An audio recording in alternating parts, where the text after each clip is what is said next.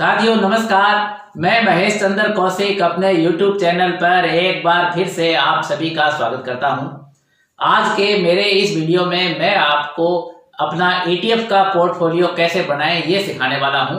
ETF का portfolio बनाने की मैं आपको पूरी विधि बताऊंगा, कैसे पूरे कंप्लीट वैज्ञानिक तरीके से आपके पास कितनी पूंजी है तो आप कितने ETF में निवेश करें ये बताऊंगा मैं आपको कि प्रत्येक ETF में आपको कितना पैसा लगाना है, कब कब उनको एवरेज आउट करना है, कब कब उनमें कैसे कैसे प्रॉफिट बुकिंग करनी है। मैंने पूरा वैज्ञानिक विधि से वीडियो को बनाने का प्रयास किया है ताकि मेरा छोटे से छोटा फॉलोवर भी इस वीडियो को देख करके अपना खुद का ETF का पोर्टफोलियो बना सके, उसमें से नियमित आय प्राप्त कर सके और उसमें से लाभ कमा सके। आप वीडियो को पूरा अवश्य देखें। इसमें मैंने आपको ETF के लिए कितनी पूंजी की आवश्यकता है या कितनी पूंजी आपके पास है तो कैसे कैसे आपको ETF खरीदने हैं, ETF में एंट्री करते समय किन किन बातों का ध्यान रखें ये भी बताया है।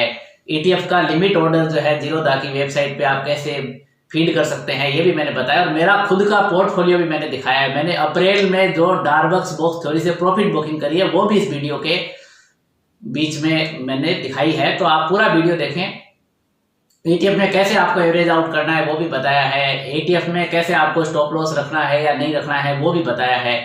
तो पूरा वीडियो यद्यपि ETF पे आधारित है, लेकिन इस वीडियो को देखने से आपको बहुत कुछ सीखने को मिलेगा। और ETF आप जानते हैं कि चूंकि एक बास्केट होती है जिसमें बहुत से शेयरों का एक मिक्सचर होता है, तो पर्टिकुलर शेयर की तुलना में सेफ भी होता है। इसका अर्थ ये नहीं है मैं आपको शेयर ट्रेडिंग मैंने कोई बंद नहीं कर दी है खुद भी, और आपको शेयरों में निवेश करने से मना नहीं कर रहा हूँ। मेरे पिछले वीडियो से कुछ फॉलोअर्स ने गलत अर्थ निकाला, तो उनके लिए मैंने मेरा खुद का प्रॉफिट बुकिंग भी दिखाया कि डार्बक्स बॉक्स थ्योरी से मैं तो अभी भी प्रॉफिट बुकिंग कर रहा हूँ। मैंने उन जिन्होंने पिछले वीडियो में कमेंट किए थे कि आपने सब बार बार बदलते क्यों, बदलता नहीं हूँ। मेरा हर सिद्धांत अपने आप में स्वतंत्र है। अब आप में भी कुछ बुद्धि और विवेक है, आप अपनी बुद्धि और विवेक से जो आपको रुचिकर हो, जो सिद्धांत आपको पसंद आए, जो आपको अच्छा लगे, अपने खुद के विवेक का इस्तेमाल कीजिए, उसके अनुसार आप जो है इसका उपयोग कीजिए। तो वीडियो के पहले भाग में आगे बढ़ने से पहले मैं आपको सबसे पहले तो हम आपको ये बताएंगे कि भारत में NSEindia.com में अभी हाल फिलहाल कितने इक्विटी बेस्ड ETF है जिनके अंदर 1000 से अधिक का वॉल्यूम पर डे होता है। पहली शर्त क्या है हमारी, 1000 से अधिक वॉल्यूम पर डे होने वाले ETF को हम जो चूज करेंगे। तो अभी हम लगभग एक मोटा मोटा आइडिया लेंगे कि लगभग कितने ETF हैं NSEindia.com पर जिनमें जो है डेली 1000 के आसपास वॉल्यूम होता है और वो इक्विटी पर आधारित ETF होने चाहिए। तो आइए पहले उनकी गिनती का आइडिया लेते हैं, तभी तो हम पता चलेगा कि हमारे पोर्टफोलियो में अधिक से अधिक कितने ETF आ सकते हैं, और उसी के आधार पे हम अपनी राशि की गणना कर सकते हैं। हम कितनी राशि एक ETF में लगाएं, कितना पैसा हमारे पास होना चाहिए। तो इस गणना के लिए पहले हमें ETF की संख्या की जरूरत पड़ेगी। तो आइए मैं आपको सीधे NSEindia.com की वेबसाइट पर ले चलता हूँ, वहां दिखाता हूँ। मैं हूं महेश चंद्र कौशिक और मेरे चैनल पर आपको मिलेगी शेयर मार्केट की नई नई जानकारियां और बहुत ही सरल भाषा में मैं आपको सिखाऊंगा शेयर मार्केट। तो आप मेरे चैनल को लाइक अवश्य करें और सब्सक्राइब अवश्य करें, घंटी का बटन अवश्य दबाएं। चलिए अब हम पता लगाते हैं कि भारत के शेयर बाजार में ऐसे कितने ETF है जिनमें लगभग 1000 से अधिक का वॉल्यूम पर डे होता है। इसके लिए हम NSEindia.com की अपनी वेबसाइट खोल लेते हैं। NSEindia.com की वेबसाइट खोलने के बाद जब आप इसको नीचे की तरफ स्क्रॉल करेंगे तो यहाँ जो ये स्टॉक वॉच लिखा हुआ है ध्यान से देख लीजिए। इस स्टॉक वॉच पे आपको क्लिक करना है। स्टॉक वॉच पे क्लिक करने के बाद ये इक्विटी स्टॉक आ गया, ये सोवेरियन गोल्ड बॉन्ड्स आ गए और ये आपके एक्सचेंज ट्रेडेड फंड ETF आ गए। यहाँ आपको इस ETF वाले लिंक पे क्लिक करना है, एक्सचेंज ट्रेडेड फंड वाले लिंक पे, और फिर उसके बाद यहाँ क्लिक करने के बाद ये जो वॉल्यूम दिए हुए हैं इस पे ये जो ऊपर की तरफ तीर का निशान है इस पर क्लिक करेंगे तो सबसे कम वॉल्यूम वाले जिनमें बिल्कुल भी एक भी वॉल्यूम नहीं हुआ ये ETF सबसे ऊपर आ गए। इसमें 28 का वॉल्यूम हुआ, 33 का हुआ, तो ये सब छोड़ते जाएंगे। हम कम से कम 1000 वॉल्यूम वाले को कंसीडर करेंगे। वॉल्यूम कोई फिक्स नहीं है, लेकिन 1000 से ऊपर होगा तो उसमें थोड़ा बहुत कम भी हो गया, 700-800 भी हो गया तो कोई फर्क नहीं पड़ेगा। क्योंकि जिस दिन हम आगे मैं परचेज करने की विधि बताऊंगा, जिस दिन परचेज करेंगे उस दिन हम 1000 का वॉल्यूम देखेंगे। अभी तो हम खाली गिनती पता लगा रहे हैं कि ऐसे कितने ETF है जो मान लीजिए अभी अपने ये 18 अप्रैल 19 अप्रैल को जो है ऐसे कितने ETF की संख्या है जो पिछले ट्रेडिंग सेशन में 1000 से ऊपर जिनमें वॉल्यूम हुआ था। तो ये देखिए यहाँ हम खाली इक्विटी बेस्ड ETF की गणना में ही शामिल करेंगे, बाकी ETF को हम गणना में शामिल नहीं करेंगे। तो खाली इक्विटी पे आधारित ETF है उन्हीं को हम यहाँ गणना में लेंगे।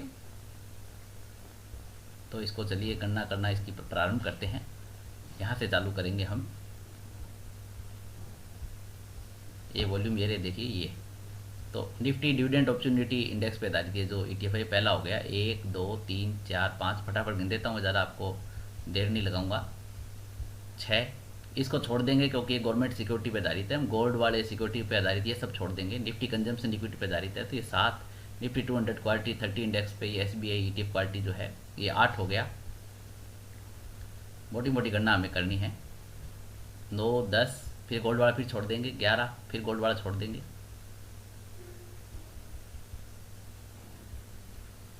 12 13 14 15 16 प्राइवेट बैंक इंडेक्स पे आधारित तो आपका 16 हो गया।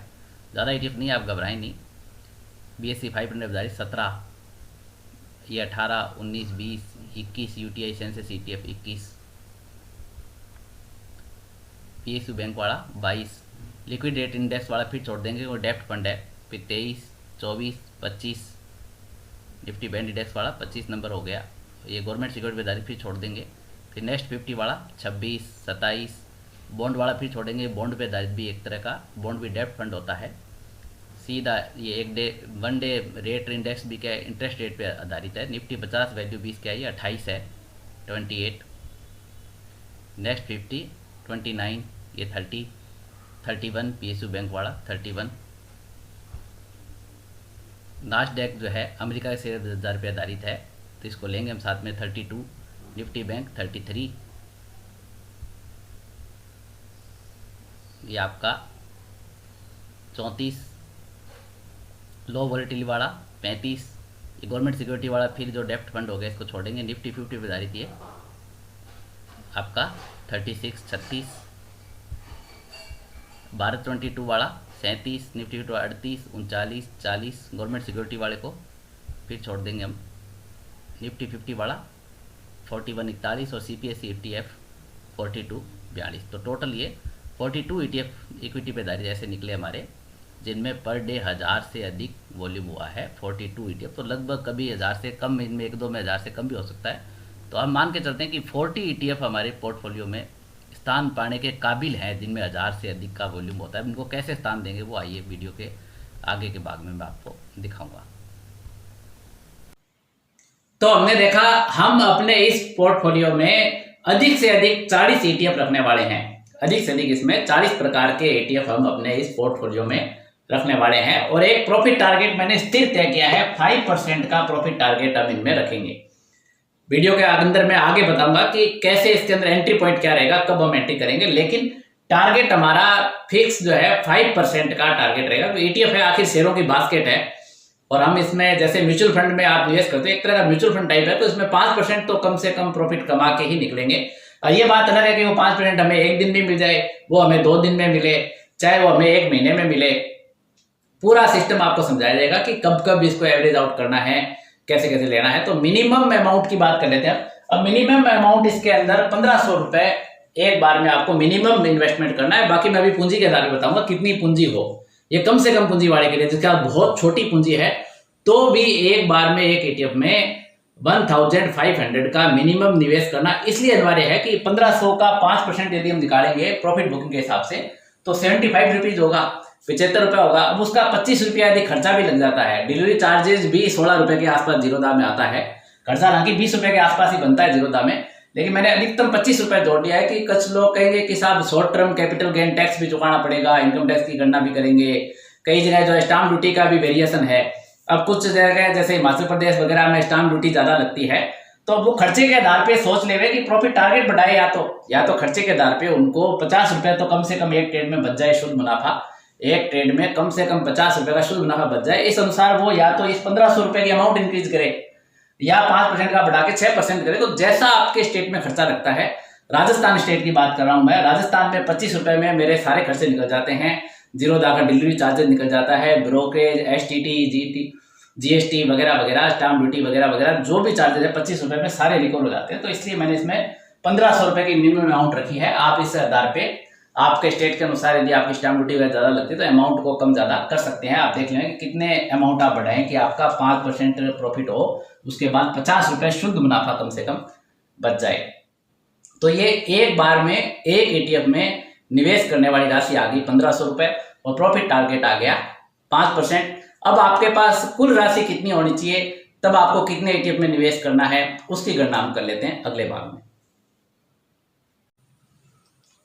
चलिए अब आपकी पूंजी की बात कर लेते हैं कि आपके पास कितनी पूंजी हो तो हम कितने ETF में निवेश करें, कितनी राशि का निवेश करें। तो एक न्यूनतम आदर्श स्थिति की बात करता हूं। पहले एक न्यूनतम आदर्श स्थिति की बात करें, इससे कम भी पूंजी आपके पास हो तो भी कैसे करेंगे वो बताऊंगा। न्यूनतम आदर्श स्थिति यह है कि आपने एक ETF में 1500 रुपए लगाए, आप सब के सब 40 ETF में निवेश कर रहे हैं, तो आपको 60,000 रुपए के पूंजी की जरूरत पड़ती है। आपको एक ETF में आप 1500 लगाते हैं और सभी 40 ETF में, इक्विटी बेस 40 ETF में आप निवेश करते हैं, तो आपको 60,000 रुपीज की जरूरत पड़ती है। लेकिन 60,000 ही आपको बैकअप अमाउंट रखनी पड़ेगी। बैकअप किसके लिए? एवरेज आउट करने के लिए, क्योंकि हम जिस एंट्री पॉइंट पे एंट्री करेंगे उसके बाद वो ETF गिर भी सकता है। उसको एवरेज आउट करने के लिए, जैसे मैंने पीछे एक स्मार्ट एवरेजिंग मेथड बताया था, उसी का एक मॉडिफाइड रूप मैंने इस वीडियो में आगे प्रस्तुत किया है आपके लिए। उसका एक मॉडिफाइड रूप है स्मार्ट एवरेजिंग मेथड का, जिसमें उससे भी कम बार आपको एवरेज आउट करने की जरूरत पड़ती है। बहुत ही जांच परख करके, काफी रिसर्च करके मैंने उसको ढूंढा है। तो बैकअप अमाउंट के रूप में 60,000 रुपए आपके सेविंग अकाउंट में होने आवश्यक है। यानी आपके पास यदि 1,20,000 रुपए हो, पहली शर्त आती है, यदि आपके पास ये 1,20,000 रुपए हो तो ये एक आदर्श स्थिति है कि आप सारे के सारे 40 ETF में निवेश कर सकते हैं। किस स्तर पे एंट्री करना है वो आगे आएगा। ये एक आदर्श स्थिति है। अब आपके पास पैसे ज्यादा है, आप 2,40,000 का पोर्टफोलियो बनाना चाहते हैं, तो 1,500 रुपए की जगह आप 3,000 रुपए पर ETF में लगाइए, 3,000। इस अनुपात में आपको बढ़ाना या घटाना है। घटा तो सकते ही नहीं आप, 1,500 मिनिमम अमाउंट है, घटाने की विधि अलग बताऊंगा अब आपको। बढ़ा सकते हैं आप इस अनुपात में कि आप 2,40,000 की पूंजी हो तो 1,20,000 रुपए आपको जरूरत पड़ेगी सभी 40 ETF के लिए, और 1,20,000 रुपए बैकअप अमाउंट है एवरेज आउट करने के लिए। एवरेज आउट जब आपको करने का ट्रिगर पॉइंट आएगा तब आपको इस बैकअप अमाउंट की जरूरत भी पड़ेगी, तो तब आपको 3,000 रुपए रखने, यदि 2,40,000 की पूंजी लगाते हैं। आपके पास पूंजी इस अनुपात में और ज्यादा है, 4,80,000 है, तो 3,000 के बढ़ा के आप 6,000 कर लीजिए। तो इस अनुपात में आपको यदि पूंजी ज्यादा है तो एक बार में एक ETF में आप कितनी राशि लगाएंगे, उस तरह से राशि बढ़ानी है। अब मेरा कोई फॉलोअर ये कह सकता है कि साहब मेरे पास तो 50,000 रुपए है। मेरा कोई फॉलोअर इस 50,000 रुपए को कह सकता है कि सर मेरे पास तो सिर्फ 50,000 रुपए ही है, मैं क्या करूं? तो 50,000 वाले को क्या करना है, अपनी पूंजी को 2 भागों में डिवाइड करना है। 25,000 तो ETF में लगाने के लिए और 25,000 बैकअप अमाउंट के रूप में। ये मान लो ऊपर वाली बैकअप अमाउंट है 25,000 एवरेज आउट करने के लिए बैकअप अमाउंट। और अब हम इस 25,000 में 1,500 का भाग देंगे, इसको डिवाइड करेंगे तो 16.66 की ये फिगर आ गई। यानी 16 ETF में ही उसको अधिकतम निवेश करना है। जब आपका पोर्टफोलियो में 16 ETF हो जाए अलग अलग तरह के, उसके बाद और नए ETF नहीं खरीदने, फिर इस बैकअप अमाउंट को एवरेज आउट करने के लिए यूज करना है। पैसा आपका रोटेट होता रहेगा, किसी किसी में 5% प्रॉफिट जल्दी मिल जाएगा तो वो पैसा फिर से काम आ जाएगा। बिल्कुल एक दुकानदार की तरह इसमें पैसा आपका रोटेट होता रहेगा, जैसे 5% प्रॉफिट बुक होता रहे। ये 40 तो एक मैक्सिमम स्थिति है, एक बहुत ही आदर्श स्थिति है जो शायद ही कभी आए, लेकिन उस अनुपात में हमने बैकअप अमाउंट भी कम रखी है। हमें जो है रियल में तो इसकी बैकअप अमाउंट इसकी 4 गुना चाहिए, लेकिन हमने इसके समकक्ष इसीलिए रखी है क्योंकि ये आदर्श स्थिति आएगी नहीं जिस विधि से मैं खरीदना बताऊंगा वो अभी आपको आगे। तो इसलिए हमने बैकअप अमाउंट भी उसी अनुपात में कम करके रखी है, जिससे आपके पास कभी भी पैसे का भी एवरेज आउट करने के लिए अभाव नहीं रहे और एक दुकानदार की तरह वो आपकी मनी भी रोटेट होती रहे। तो अगले भाग में मैं आपको ये सिखाने जा रहा हूँ, नेक्स्ट भाग में आपको मैं NSE की वेबसाइट से दिखाने जा रहा हूँ कि कोई भी ETF हमें कब खरीदना है। वो पॉइंट क्या होगा, वापस मैं आपको NSE की वेबसाइट पे लेके चलूंगा कि जिस दिन कोई ETF 3% से अधिक टूटता है, 3% से अधिक गिरेगा। ETF के लिए 3% गिरना बहुत बड़ी बात हो जाती है, क्योंकि उसमें वो एक शेयर तो होता नहीं, ETF काफी सारे शेयरों का कॉम्बिनेशन होता है। जैसे निफ्टी 20 है तो 50 शेयरों का कॉम्बिनेशन है। अब 3% निफ्टी का गिरना आप देख लो कितनी बड़ी बात है। तो 3% से अधिक आपको जिस दिन को ETF गिरता है उस दिन उसमें ये मिनिमम अमाउंट का इन्वेस्टमेंट उसके लास्ट ट्रेडिंग प्राइस के आधार पे करना है। तो आइए मैं आपको प्रैक्टिकल में NSE की वेबसाइट पे जाके दिखा देता हूं कि कैसे उसको चूज करना है। आपको रोज मार्केट बंद होने के बाद अपने ब्राउजर में NSEindia.com की वेबसाइट खोलनी है, जैसा मैंने पहले सिखाया था वैसे ही। और उसके बाद इसमें क्या करना है आपको, ये यहाँ जो ग्राफ दिया हुआ होता है, यहाँ पे स्टॉक वॉच पे आपको क्लिक करना है। स्टॉक स्टॉक वाच पे क्लिक करने के बाद पहले जैसे सिखाया था वो का वो तरीका है। इक्विटी स्टॉक के बाद ये सोवेरियन गोल्ड बॉन्ड्स लिखा हुआ है, उसके बाद ये एक्सचेंज ट्रेडेड फंड ETF का पेज आपको यहाँ से ओपन करना है। और ETF के पेज में जाने के बाद अब हम क्या करेंगे, जो भी ETF लगभग ये 40 और 45 के बीच में ETF ऐसे हैं जो इक्विटी बेस्ड ETF है, तो इनमें हमें कौन सा ETF चूज करना है, जो भी ETF उस दिन 3% से अधिक गिरा हुआ होगा, जिस दिन हम मार्केट बंद होने के बाद में हमें इसमें लिमिट ऑर्डर फीड करना है। तो लिमिट ऑर्डर फीड करने के लिए हम क्या करेंगे, ETF कौन सा चूज करेंगे, इनमें से जो भी ETF 3% से ज़्यादा गिरा होगा। ETF क्या है, एक प्रकार के स्टॉक की बास्केट है, इनका 3% से अधिक गिरना भी अपने आप में बहुत बड़ी चीज़ है, उससे बाउंस बैक आने की संभावना बहुत ज़्यादा रहती है। और प्रत्येक ETF साल में लगभग 10-15 बार ही ऐसा समय आता है कि जब वो 3% से अधिक गिरता है, रोज रोज 3% से ऊपर नहीं गिरता हो। तो अब इसको यहाँ क्लिक कहाँ करेंगे हम, यहाँ जो प्रतिशत चेंजेस दिया हुआ है इसमें देखो, आप जब ऊपर की तरफ तीर दिया हुआ है इस पर क्लिक करेंगे तो ये घटते क्रम में आ जाएगा। यानी ये जो UTI नेक्स्ट 50 जो ETF है ये निफ्टी नेक्स्ट 50 पे आधारित है और ये 3.85% गिरा हुआ है। हम दो चीज़ देखेंगे इसमें, एक तो 3% से अधिक गिरा हुआ होना चाहिए, दूसरी चीज़ हम क्या देखेंगे, ये वॉल्यूम देखेंगे। वॉल्यूम भी 1000 से अधिक उस दिन होना चाहिए जिस दिन आप ETF खरीदते हैं।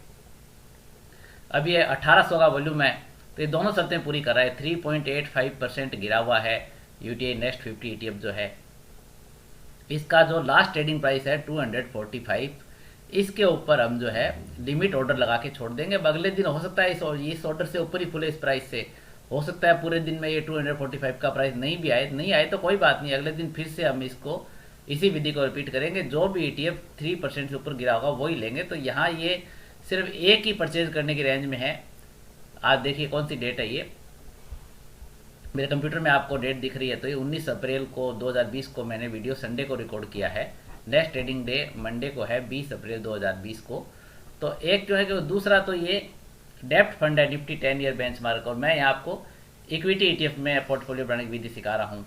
ये गोल्ड का ETF है जो 3% से अधिक गिरा हुआ है, ये भी गोल्ड का है, और ये निफ्टी 100 का है। लेकिन इसमें वॉल्यूम देखिए, अब ये भले ही 3% से अधिक गिरा हुआ है, निफ्टी 100 पे आधारित ETF LIC वाला जो ETF है यहाँ ये आपको दिख रहा है, ये भले ही 3% से अधिक गिरा है, लेकिन इसमें वॉल्यूम मात्र 309 शेयर का है। तो हमारी शर्त क्या है, हम वही ETF चूज करेंगे जो उस दिन 3% से अधिक गिरा हुआ हो, सेकंड जिसके अंदर 1000 से अधिक का वॉल्यूम हो, वॉल्यूम के साथ गिरना चाहिए, मतलब 1000 से ऊपर का वॉल्यूम होना चाहिए। इसका लिमिट ऑर्डर लगा के छोड़ देंगे, जो भी मैंने आपको पीछे आपको बताया कितने पैसे का लगाना है आपके पैसों के आधार पे, लिमिट ऑर्डर इसका लगा के छोड़ देंगे। अगले दिन यदि ट्रेडिंग हो जाती है, लिमिट ऑर्डर किस भाव पे लगाएंगे, इस लास्ट ट्रेडिंग प्राइस 245 पे आएंगे, इसके लगभग 80% चांस होते हैं अगले दिन आने के।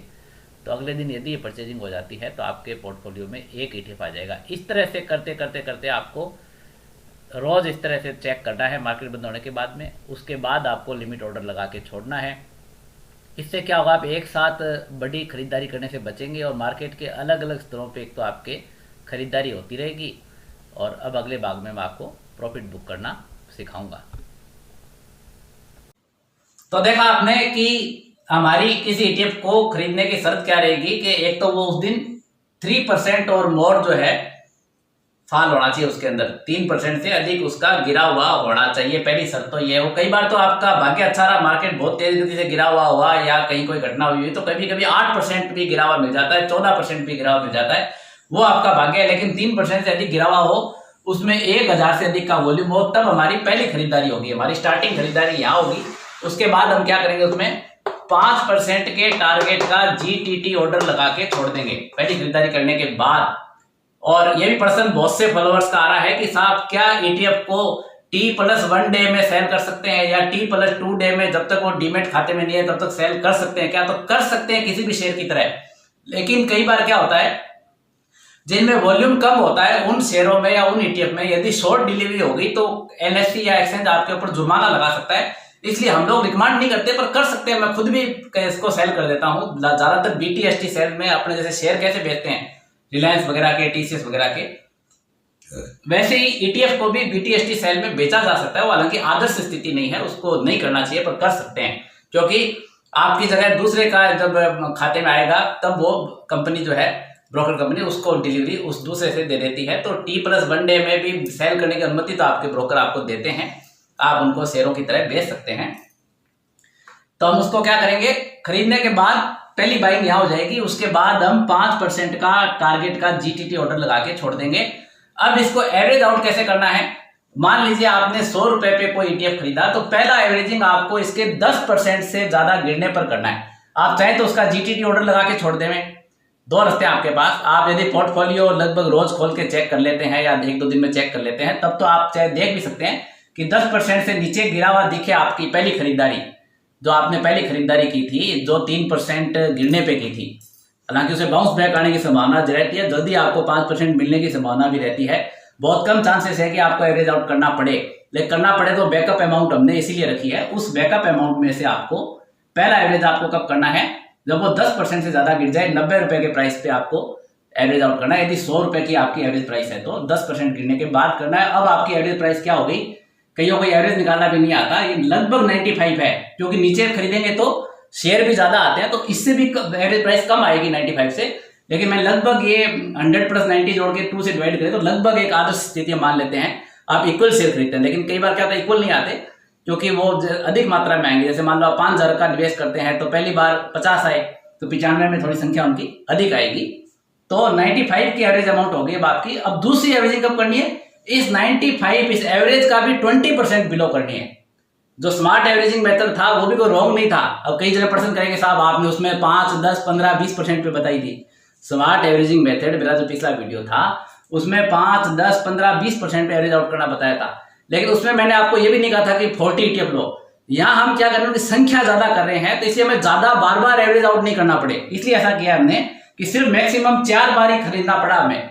हम 1500 रुपए एक ETF में लगा रहे हैं, तो यहाँ 1500 का इन्वेस्टमेंट हुआ, 1500 का 10% गिरने पे हुआ, 1500 का 20% गिरने पे हुआ, 1500 का एवरेज प्राइस से 30% गिरने पे हुआ, तो मैक्सिमम आपके 6000 रुपए ब्लॉक हुए। अब आपकी ETF कंपनी अपना कारोबार ही बंद करके भाग गई, धंधा ही बंद कर दिया, आपके सब पैसे खा पी के ETF कंपनी उठ जाती है, हाथ खड़े कर देती है, तो भी आपके 6000 से अधिक का लॉस तो इसमें हो ही नहीं सकता। मैक्सिमम लॉस को ब्लॉक करने के लिए आप मान लो एक बार में 5000 रुपए लगाते हैं, तो 5, 10, 15, 20, 20,000 आपके मैक्सिमम एक अमाउंट फिक्स होगी कि आप एक ETF में आपको ज्यादा से ज्यादा, जैसे 5000 एक बार में लगाते तो 20,000 का लॉस ही होगा। इसलिए हमने इसको सिर्फ 4 बार ही एवरेज आउट करना पड़े, इससे ज्यादा नहीं करना पड़े, पूरा लाभ मिल जाए। इसलिए उस 5, 10, 15, 20 वाले को बढ़ा के मैंने 10, 20, 30% कर दिया। और ये 30% एवरेज आउट की स्थिति तो बहुत ही दुर्लभतम है, रेयर है, ये शायद ही कभी आए। हालांकि CPSE ETF के आप डाटा देखोगे तो CPSE ETF में 30% वाली स्थिति भी आ गई थी, लेकिन इसके आने के बाद 5% प्रॉफिट टारगेट भी आपको मिल गया था। 11 रुपए तक गिरा था CPSE ETF, उसके बाद यदि आप इस विधि से किया होता तो आपको उसमें भी टारगेट मिल गया होता 5% का, अभी तक आप इसमें बाहर भी निकल गए होते। तो अब ये दूसरी एवरेज आउट कब करनी है, एवरेज प्राइस के 20% बिलो, यानी 76 रुपए पे करनी है। तीसरी एवरेज आउट में एवरेज प्राइस लगभग 89 के आसपास आएगा आपका, 89 से भी नीचे ही आएगा, उसका 30% बिलो यानी 62.30 पे करनी है। तो ETF जब इतना 100 रुपए से गिर के यहाँ तक आ जाएगा तो आपने इसको 4 बार एवरेज आउट कर लिया।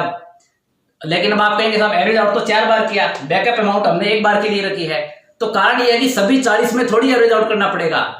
वो तो अमल तो सारे 40 ETF इस 3% से ज्यादा गिरने वाली विधि से आएंगे नहीं, रोज आपको 1 या 2 ही मिलेगा, एका दुक्का। 40 पूरे परचेजिंग हो गए तब तक कुछ पुराने वालों में प्रॉफिट बुक होती रहेगी, वो पैसा घूमता रहेगा, रोटेट होता रहेगा। तो किसी किसी में CPSE ETF जैसे में जरूरत पड़ेगी चारों की अमाउंट की, इसलिए हमने बैकअप अमाउंट ज्यादा नहीं रखी, उसके समकक्ष ही रखी, आधी रखी, उसमें आपका पूरा काम चल जाएगा। पीछे का इतिहास उठा के देखो आप, हिस्टोरिकल प्राइस डाटा मैंने खूब सारी रिसर्च कर करके सारे ETF के प्राइस डाटा निकाल के बड़े शोध कर करके वीडियो बनाया है, ऐसे नहीं बनाया है। तो इसमें आपको क्या होगा कि कुछ जैसे हैंग सेंग पे आधारित ETF है तो हैंग सेंग के मार्केट पे डिपेंड करेगा, नास्डैक पे आधारित है वो अमेरिका के मार्केट पे डिपेंड करेगा। तो इस तरह से बैंक निफ्टी है वो बैंक निफ्टी पे डिपेंड करेगा, निफ्टी वाला निफ्टी पे डिपेंड करेगा। तो हर बार सारों में एक साथ ये 4 बार एवरेज आउट करने की आपको आवश्यकता बहुत ही दुर्लभतम रेयर स्थिति है। तो इसलिए आधी अमाउंट यदि हम समान अमाउंट बैकअप के रूप में रखेंगे तो भी हमारा काम चल जाएगा। एक दुकान की तरह स्थिति बन जाएगी, पर डे आपके जो है उसके बाद लगभग 3, 4, 5 महीना स्थिति आएगी कि पर डे 1, 2 ETF में प्रॉफिट बुक हुआ करेगा, कभी 1 में कभी 2 में, मार्केट बहुत ऊपर हुआ तो 4, 5 में भी। और नए ETF भी कभी कभी हर 1, 2, 3, 4 दिन में आते हैं। दुकानदार कहता है नया माल लाता रहता है, पुराना माल बेचता रहता है। तो अब वीडियो के अगले भाग में क्या बताऊंगा मैं आपको, जीरो दाम में एक तो ETF का लिमिट ऑर्डर कैसे फिट करते हैं, क्योंकि लिमिट ऑर्डर जीरोधा में ETF का यदि आप फीड करोगे तो आपका ऑर्डर कैंसिल हो जाता है। इसमें डिस्क्लोज क्वांटिटी भरनी पड़ती है, क्योंकि प्री ओपन मार्केट जो होता है उसके अंदर ETF ट्रेड नहीं होते, इसलिए डिस्क्लोज क्वांटिटी कैसे भरते हैं तो वो बताऊंगा।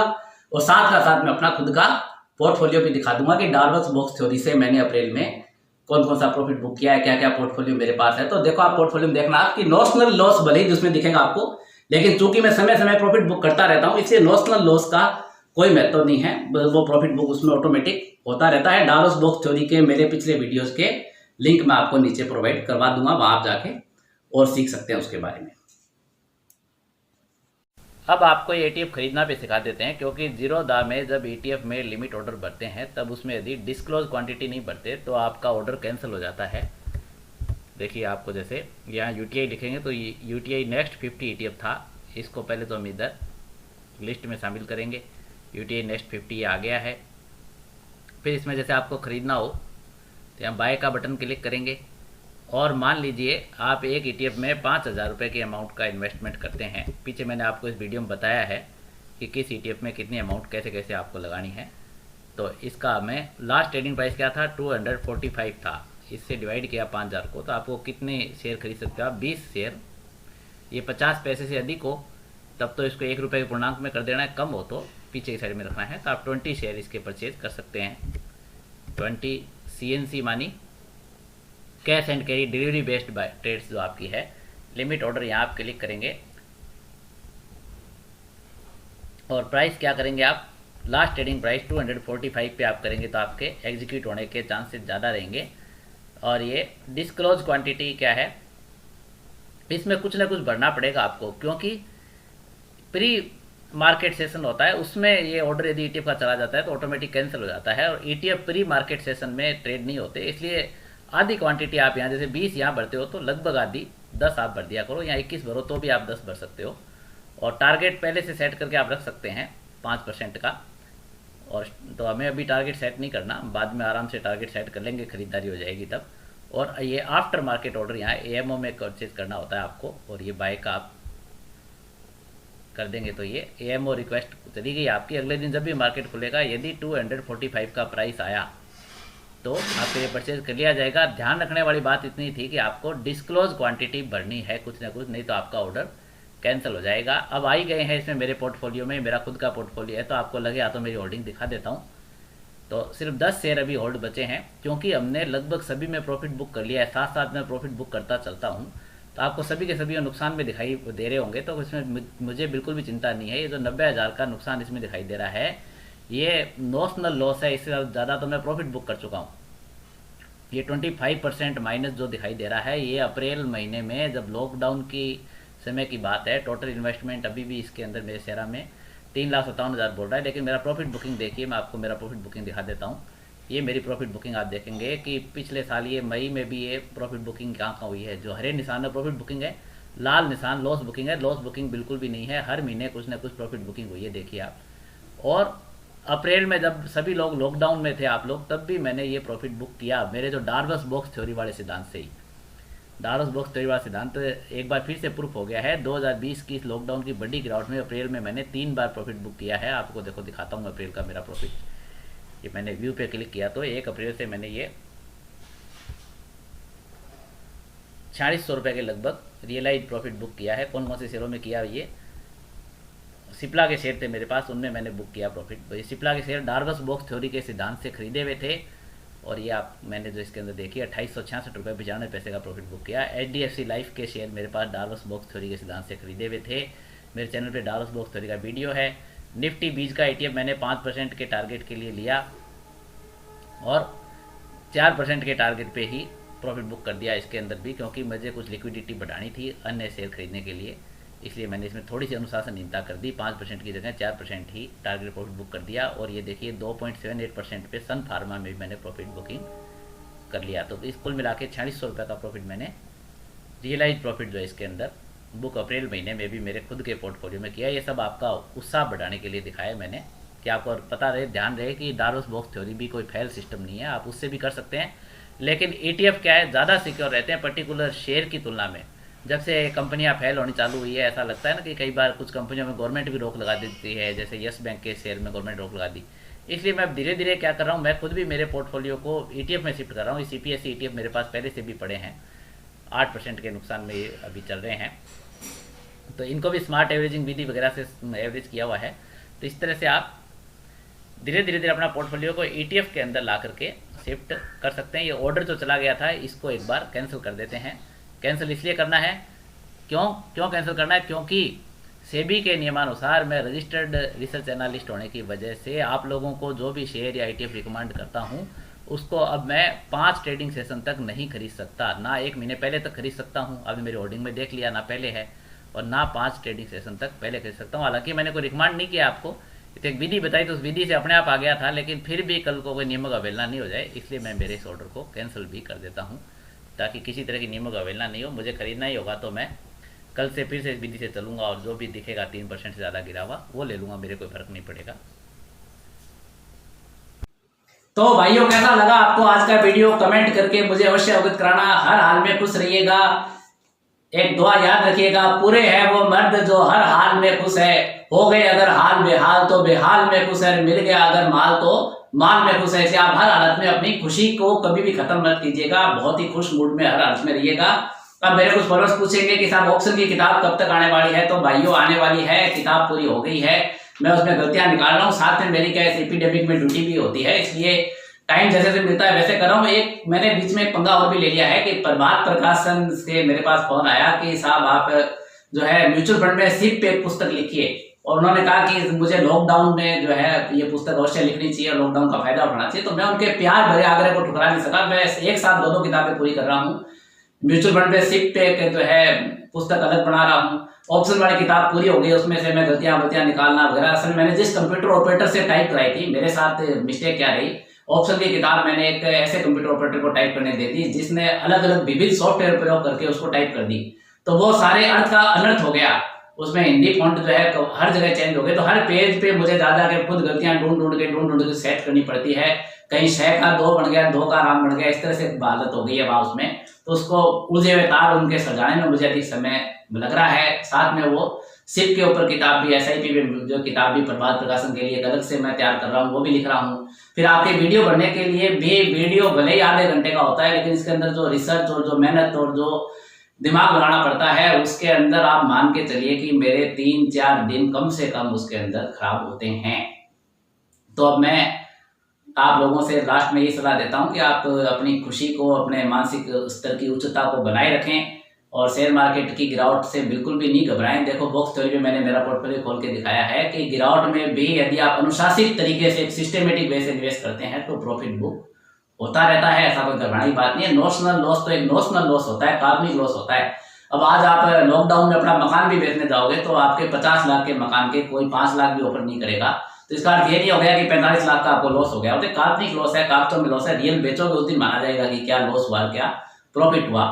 मैंने आपको मेरा पोर्टफोलियो दिखाया था, उसमें जो सिप्ला आपने देखा ना, जिस सिप्ला में मैंने प्रॉफिट कमाया, वो सिप्ला कभी मेरा पोर्टफोलियो उसका 15-16 हजार के लॉस में भी दिखा था, और उसी में मैं प्रॉफिट कमा के बाद में बाहर निकला हूं। तो इसलिए आप बिल्कुल शेयर मार्केट के अंदर नई नई विधियां ढूंढते रहिए, और आप अपना विवेक भी अप्लाई कीजिए, और मुझे कमेंट करके अवश्य बताइएगा। मैं जैसे टाइम मिलता है कमेंटों के जवाब देने की कोशिश करता हूं, जिसको जवाब नहीं मिले उसके लिए क्षमा प्रार्थी हूं, वो मेरी मजबूरी समझे। 1 लाख फॉलोअर है, जवाब देते परेशानी तो होती है, ये मुझे, मैं अकेला हूँ, एक कोशिश पूरी करता हूँ।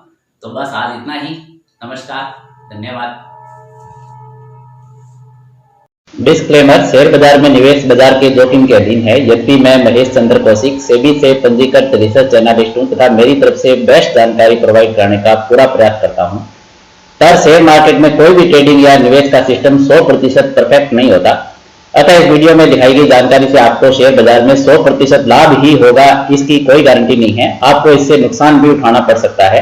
अतः इस वीडियो में दिखाई गई जानकारी को सिर्फ एजुकेशनल पर्पज के लिए समझा जावे तथा इसमें बताई गई जानकारी का उपयोग स्व विवेक से करें। मैं इस वीडियो का निर्माता किसी भी नुकसान के लिए उत्तरदायी नहीं रहूंगा। धन्यवाद।